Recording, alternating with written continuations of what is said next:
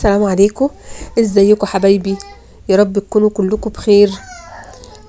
والله وحشتوني، ما بقدرش انزل فيديوهات كل يوم، عندي فيديوهات قد كده على التليفون، بس للاسف النت بيتعبنا جدا، يعني بياخد وقت طويل قوي. النهارده بقى هنعمل شويه رز بلبن، بس ايه، حكايه. خليكم معايا كده، ولو اي واحده عندها مناسبه ومحتاجه تعمل كميه تتابعنا، وان شاء الله هينجح معاها من اول مره.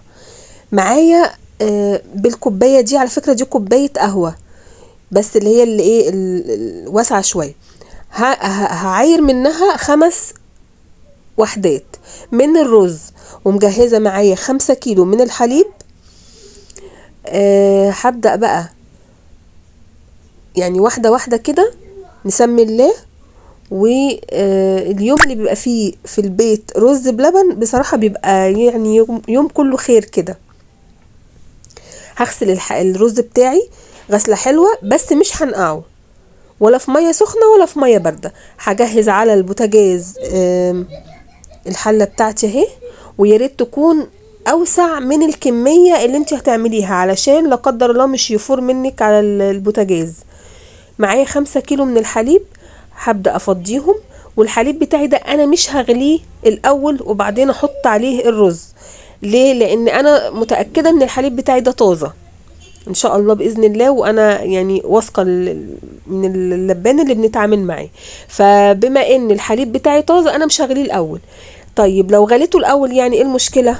المشكلة ان هو هيعمل وش قشطة، وبعدين يعني ايه لما بتيجي بقى تحطي الرز ويبدأ من الاول يغلي تاني، بيعمل كرملة كده في ارضية الحلة، وبتلاقي ايه قطع القشطة دي بقت لونها يعني بيج كده مصفر.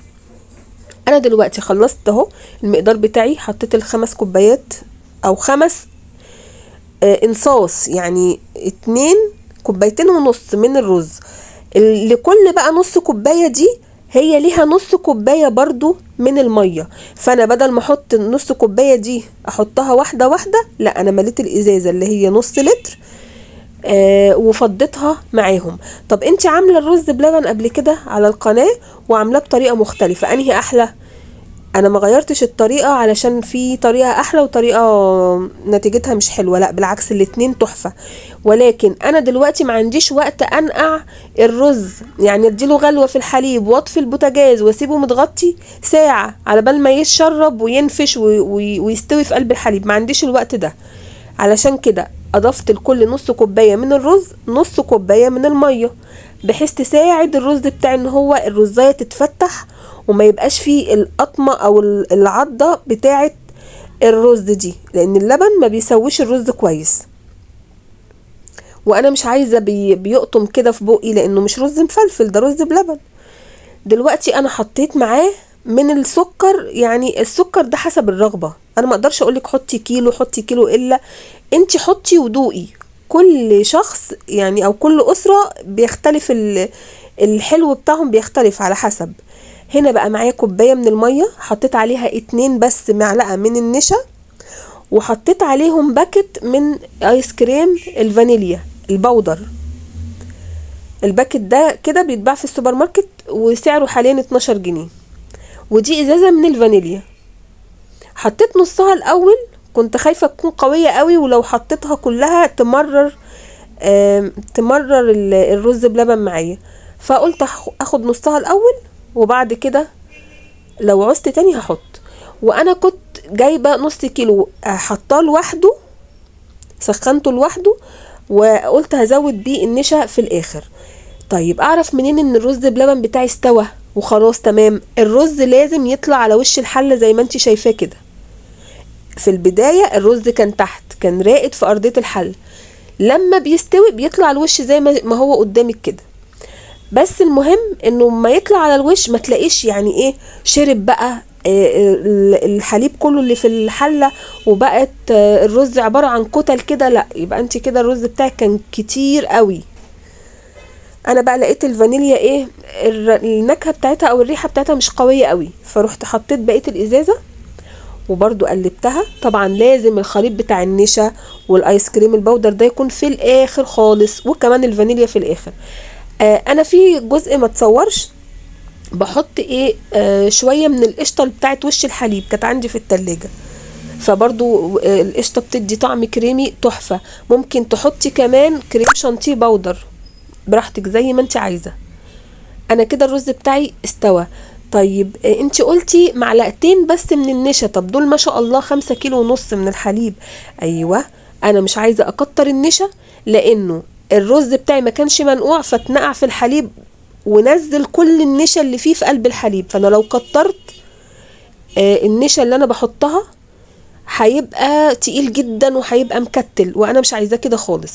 انا عايزاه يبان لك ان هو سايل. بصوا عامل وش تحفه تحفه، لان اللبن بخيره. انا ما شلتش القشطه بتاعته، بالعكس انا زودت له قشطه وزودت له ايس كريم بودر، فاداله غناوه كده تحفه بصراحه. هو يبان ان هو سايل وفي نفس الوقت هو مش سايل على فكره، الوش بتاعه تقيل. بمجرد ما هغرفه او هصبه في العلب بتاعته وهيشم بس حبه هوا، يعني هيبرد كده سيكه، هتلاقي انه بدأ يتماسك وما هوش سايل خالص خالص. فهيبقى قوامه ان شاء الله باذن الله تحفه. بتاكلي كده بالمعلقه حاجه كده جوسي وكريمي وحلوه، مش رز مكتل في قلب الطبق. هصب بقى انا الكميه بتاعتي كلها، وهبدأ بقى اسيبه لما يبرد ويعمل الوش بتاعه ينشف شويه يمسك نفسه. وهنبدأ بقى نشوف ايه هنضيف له. ايه ممكن تضيفي اللي انت عايزاه، تعملي بقى صوص كراميل، تعملي صوص شوكولاته، تعملي مكسرات، زبيب، جوز هند، تسيبيه ساده زي ما انتوا عاوزين زي ما بتحبوه. بصوا انا هنا بوريكم قوامه، ما بقاش سايل زي ما كنت بصبه من الحله. يا رب يعجبكم. وهنا بقى بابانا كان جه من الشغل وجاب لنا المكسرات، ورشينا بقى عليه شويه فستق وشويه جوز او عين جمل، ونضفنا المكسرات بتاعتنا اللي بهدلت لنا الطبليه. وبألف هنا، يا رب يكون الوصفه عجبتكم، وان شاء الله تجربوها وتنجح معاكم من اول مره.